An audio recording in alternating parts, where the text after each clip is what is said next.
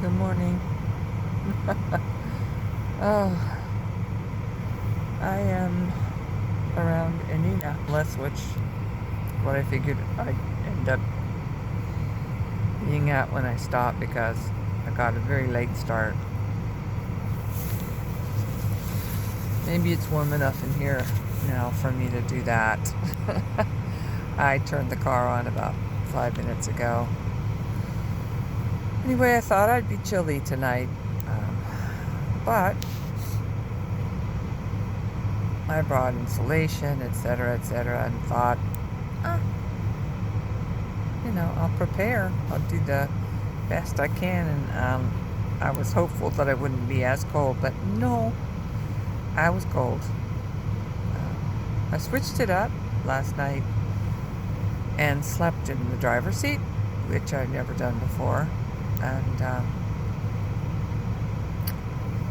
think it would be okay, but because it was so cold, I put the bulk of my sleeping bag down at my feet, the insulation, and I put a pillow under my knees, basically tried to insulate myself. And I, jury-rigged a system to cover the windows and everything.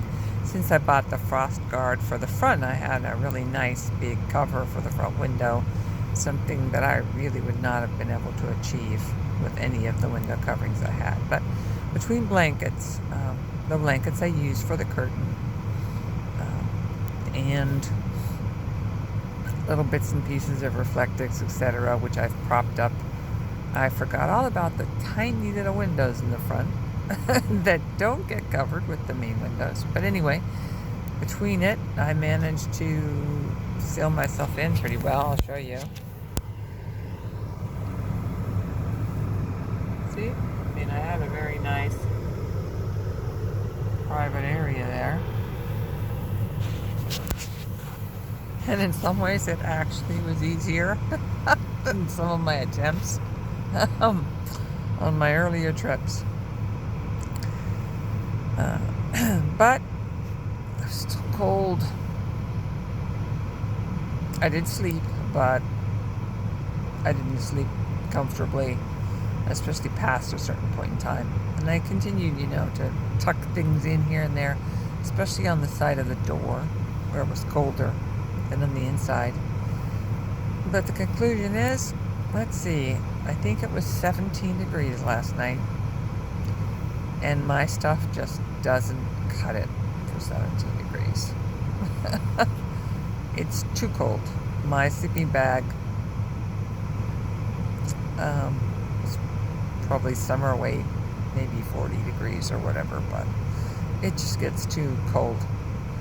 And also, I have nothing on producing heat during the night, and